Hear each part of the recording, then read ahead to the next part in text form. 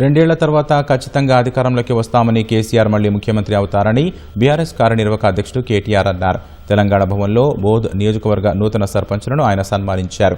పంచాయతీ ఎన్నికల స్ఫూర్తితో రాబోయే మున్సిపల్, ఎంపీటీసీ, జెడ్పీటీసీ ఎన్నికల్లోనూ పనిచేయాలని శ్రేణులకు పిలుపునిచ్చారు.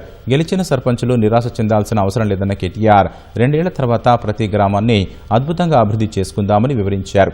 రాష్ట్రంలో రైతు బంధు పాలన పోయి రాబందుల పాలన వచ్చిందని కేటీఆర్ వ్యాఖ్యానించారు.